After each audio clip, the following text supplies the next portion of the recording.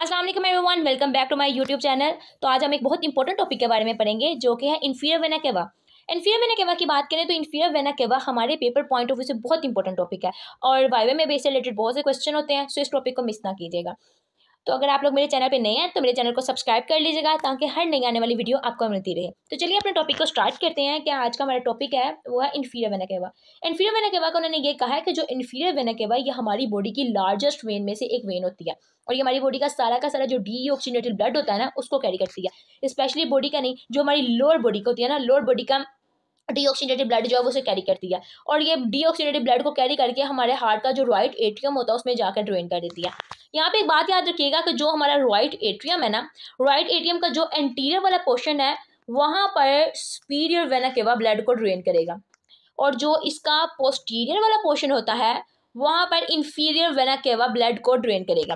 ठीक है, superior vena cava हमारी अपर बॉडी का डीऑक्सीजनेटेड ब्लड को ड्रेन करता है और इंफीरियर वेना केवा हमारी लोअर बॉडी का जो डीऑक्सीजनेटेड ब्लड है उसको ड्रेन करता है। अब उसके बाद लेवल्स पढ़ते हैं कि किस लेवल पे सुपीरियर वेना केवा शुरू होता है और किस लेवल पे खत्म होता है। सुपीरियर वेना केवा L5 के लेवल से शुरू होगा और T8 के लेवल पे खत्म होता है। मतलब कि जो हमारा लंबर 5th वर्टिब्रा है वहां से इंफीरियर वेना केवा स्टार्ट होता है और थोरेसिक 8 वर्टिब्रा के ऊपर जाकर एंड हो जाता है। ये बहुत इंपॉर्टेंट एमसीक्यूज है, ये बहुत दफा पूछा जाता है कि सुपीरियर वेना केवा का स्टार्टिंग और एंडिंग पॉइंट कौन सा है, तो ये याद रखिएगा। फिर एक और बात उन्हें पूछी जाती है कि सुपीरियर वेना केवा एब्डोमेन एयोर्टा के राइट साइड पे प्रेजेंट होता है कि लेफ्ट साइड पे प्रेजेंट होता है। तो ये बात याद रखिएगा कि एब्डोमेन एयोर्टा के राइट साइड पे सुपीरियर वेना केवा प्रेजेंट होता है। ठीक है, ये मैंने आपको बता दिया कि इसकी जो कुछ एमसीक्यूज के पॉइंट ऑफ व्यू से जो चीजें इसमें से इंपॉर्टेंट थी ना वो मैंने आपको बताई। अब पढ़ते हैं कि इसकी फॉर्मेशन क्या है। इसकी फॉर्मेशन के केस के अंदर उन्होंने कहा है कि फॉर्मेशन इसकी इस तरह होती है कि ये दो वेन से मिलकर बनता है, राइट और लेफ्ट कॉमन इलिक वेन। ये दोनों वेन्स मिलकर सुपीरियर वेना केवा की फॉर्मेशन कर रही होती हैं और कॉमन इलिक वेन किस चीज से बन रही होती है? Common iliac when external iliac when और इंटरनल इलिक वेन से बन रही होती है। मैं आपको डायग्राम से बताती हूँ। ये इंटरनल इलिक वेन आ रही है, ये एक्सटर्नल इलिक वेन आ रही है। इसने मिलकर आगे क्या बनाया? कॉमन इलिक वेन आए, कॉमन इलिक वेन बनाई। लेफ्ट साइड पे भी ये होता है, राइट साइड पे भी यही केस होता है कि एक्सटर्नल इलिक वेन आई और इंटरनल इलिक वेन आई, इन्होंने मिलकर कॉमन इलिक वेन बनाई। कॉमन इलिक वेन ऊपर जाकर इंफीरियर वेना केवा बना दिया, ये बन गया इंफीरियर वेना केवा। ये क्या आई? कॉमन इलिक वेन आई। इधर वाली भी, ये भी वाली कॉमन इलिक वेन आई,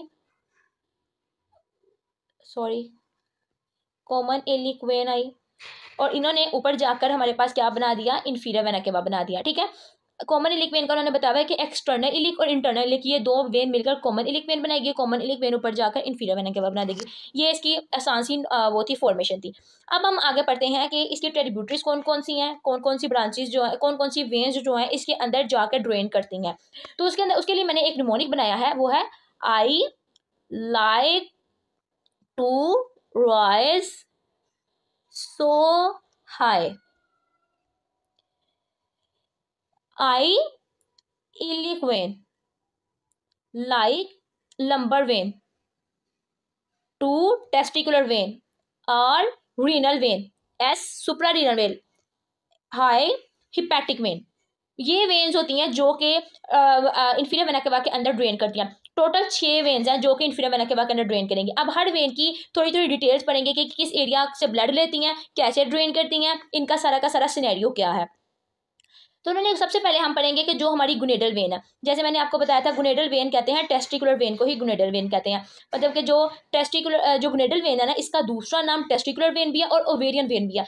मेल के केस में हम इसको टेस्टिकुलर कहते हैं, फीमेल के केस में हम इसको ओवेरियन कहते हैं। तो इसको हम कहते हैं, तो इन जो गुनेडल वेन है उसका टेस्टिकुलर नेम भी है और उसका ओवेरियन नेम भी है।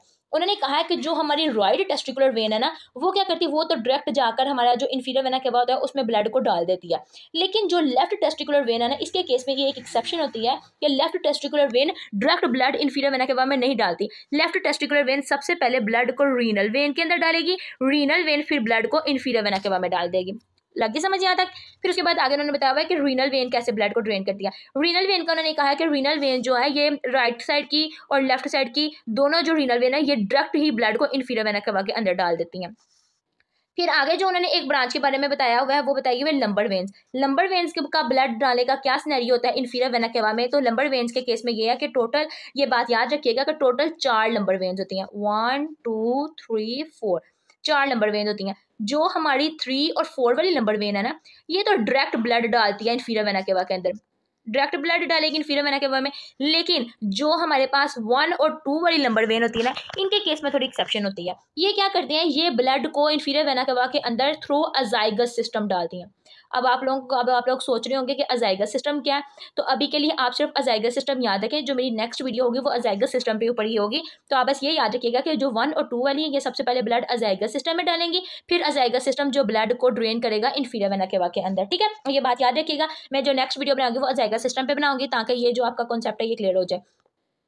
फिर उसके बाद उन्होंने आगे बताया हुआ है कि और हमारी कौन कौन सी वेन्स होती हैं जो कि इसमें ब्लड को ड्रेन करती हैं। तो मैंने आपको ऊपर जो निमोनिक बनाया था उसको याद रखिएगा, और उसके हिसाब से सारी वेन्स का सिनेरियो याद रख लीजिएगा। अब हमारे पास आ जाती है सुप्रारीनल वेन। सुप्रारीनल वेन के केस के अंदर उन्होंने ये बताया हुआ है कि जो हमारी सुप्रारीनल वेन्स है ये बहुत छोटी वेन्स होती हैं, मतलब कि इनका जो साइज होता है ना वो बहुत छोटा होता है। और ये क्या करती हैं, सुप्रारीनल वेन्स के अंदर भी यही केस है कि सुप्रारीनल वेन्स जो है ये डायरेक्ट जो ब्लड है ना हमारे पास यहाँ पे डालती हैं इन्फीरियर वेना केवा में। लेकिन इसमें क्या कि राइट वाली डायरेक्ट डालती है इन्फीरियर वेना केवा के अंदर ब्लड, लेकिन लेफ्ट वाली का जो केस है ना वो टेस्टिकुलर वेन की तरह ही, टेस्टिकुलर वेन जैसे क्या, जैसे हमने कहा था कि लेफ्ट टेस्टिकुलर वेन जो है वो सबसे पहले ब्लड को रीनल के अंदर डालेगी, उसके बाद रीनल जो है इन्फीरियर वेना केवा में ब्लड डालेगी। सुप्रारीनल के केस में भी जो लेफ्ट साइड वाली सुप्रारीनल होती है ना, लेफ्ट साइड वाली सुप्रारीनल, वो सबसे पहले ब्लड को इन्फीरियर वेना केवा में डालेगी, सबसे पहले ब्लड को रीनल में डालेगी, रीनल वेन में, फिर रीनल वेन उस ब्लड को इन्फीरियर वेना केवा में डाल देगी।